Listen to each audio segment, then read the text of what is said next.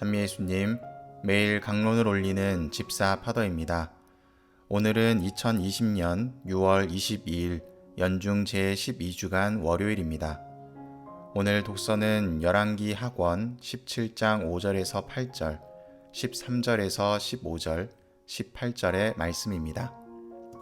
오늘 독서의 배경은 기원전 8세기입니다.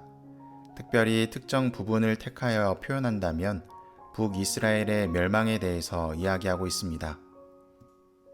이스라엘의 마지막 임금은 엘라의 아들 호세아입니다.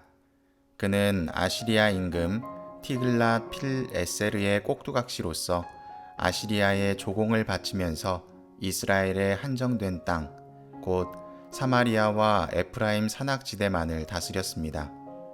그러다가 티글랏 필에세르가 죽자 호세아는 아시리아의 멍에에서 벗어나려고 이집트 임금 소와 결탁하여 아시리아에 반기를 들었습니다. 티글랏 필에세르의 아들 살만 에세르는 호세아의 모반을 응징하기 위하여 호세아를 잡아 감옥에 가두었습니다. 그리고 나서 722년 겨울에 사마리아를 함락하게 됩니다. 아시리아의 임금은 호세아가 다스리던 땅을 제국이 직접 통치하는 속주로 만들고 이곳에 다른 지역의 이민족들을 이주시켜 살게 하였습니다. 이 이방 이민족들과 이스라엘 민족이 섞여서 사마리아인들의 조상이 되었습니다. 이렇게 해서 북왕국 이스라엘은 역사의 무대에서 사라지게 됩니다. 오늘 일독서의 내용인 열왕기 하권 17장의 내용은 이러한 배경을 품고 있습니다. 그리고 이처럼 북이스라엘이 멸망하게 된 이유를 다른 신들을 경외하였기 때문이라고 전하고 있습니다. 그래서 멸망하기 전부터 북이스라엘의 수많은 예언자들은 너희의 악한 길에서 돌아서서 내가 너희 조상들에게 명령하고 나의 종 예언자들을 통하여 너희에게 보낸 모든 율법대로 나의 계명과 규정들을 지켜라 라고 말씀하시면서 우상 숭배를 멀리하고 야훼 하느님을 믿어야 된다는 이야기를 수대에 걸쳐 하셨던 것입니다. 하지만 결국 사람들은 예언자의 말을 듣지 않고 자신의 판단에 의해 결정한 수많은 잘못으로 인해 멸망의 길을 걷게 됩니다.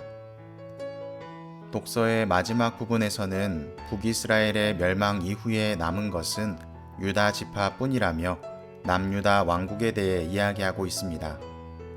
그 당시 남유다는 아하즈와 히즈키야가 하느님의 뜻을 따르며 유다를 다스리는 시기였지만 이미 백성들은 산당에 이민족들의 신을 모시고 숭배를 하고 있는 상황이었습니다.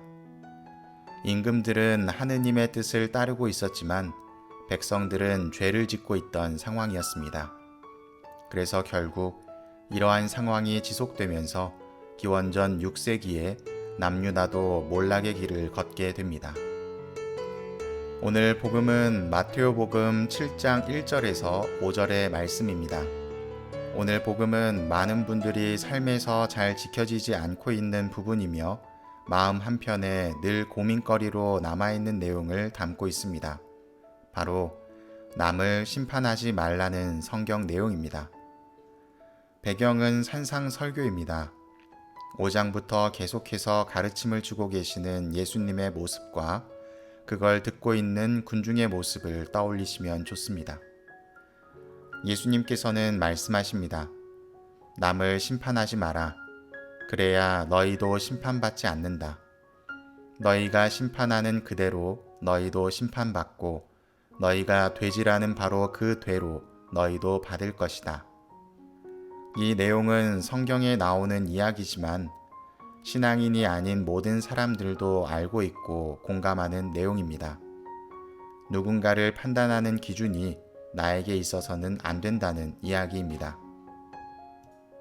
칼 로저스라는 심리학자는 사람은 유기체이며 자신이 놓여진 환경 안에서 최대한의 성과를 내기 위해 노력한다고 이야기합니다. 내가 어떤 환경에서 자라왔느냐가 나를 구성하는 요소 중 하나라는 것입니다. 결국은 한 사람을 구성하는 것은 몇몇 사건으로 이루어지는 것이 아니라 그 사람이 살아온 전 생애를 통해서 지금의 현재가 있다는 것입니다. 그렇기 때문에 누군가를 판단하기 위해서는 그 사람의 전 생애를 내가 온전히 수용하고 받아들일 수 있을 때 판단할 수 있다는 것입니다. 하지만 이러한 과정은 불가능합니다. 누군가의 생각을 내가 온전히 이해하고 받아들인다는 것은 불가능하기 때문입니다. 그래서 우리는 누군가를 판단하는 행위를 섣부르게 해서는 안 됩니다. 나에게는 정답이 저 사람에게는 정답이 아닐 수 있기 때문입니다. 그래서 먼저 내 눈에서 들보를 빼내어라. 그래야 내가 뚜렷이 보고 형제의 눈에서 티를 빼낼 수 있을 것이다. 라는 주님의 말씀처럼 상대를 바라보는 것이 아니라 먼저 나를 돌아보고 나의 내면을 성숙시켜야 된다는 것을 일깨워 주십니다. 나의 들보를 본 사람은 남을 판단할 수 없습니다.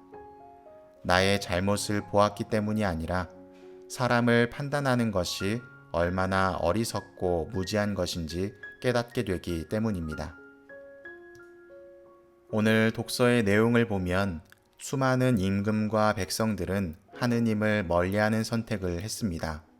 그러나 역사적인 상황 안에서 본다면 그들의 선택은 합당하다고 볼 수도 옳은 선택이라고 볼 수도 있습니다.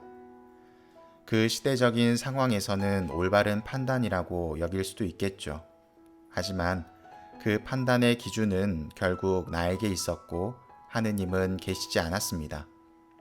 그 결과 가장 중요한 하느님을 멀리하는 결과를 초래했고 그들이 원했던 강대한 나라는 오히려 멸망의 길을 걷게 됩니다. 복음도 마찬가지입니다. 사람들과의 관계에서 어쩔 수 없이 판단하고 정의 내리며 관계 맺게 되는 우리의 삶에서 항상 옳은 결정을 했다고 생각할 수도 있습니다. 하지만 판단의 기준이 독서의 임금들과 백성들처럼 자신의 기준에서 현명한 판단이라고 생각한다면 같은 실수를 반복하는 것입니다. 그곳에는 하느님이 계시지 않기 때문입니다. 모든 판단의 기준은 하느님이 기준이 되어야 합니다. 하느님이 기준이 될 때 우리는 당장의 이득을 얻지는 못하더라도 종국에는 우리가 얻고자 하는 것을 얻을 수 있습니다. 하느님은 심판자이시며 판단은 하느님께 유보되어 있습니다. 내가 내릴 수 있는 것은 하느님의 뜻을 따르는 선택지를 똑바로 바라보고 쟁취하는 것입니다.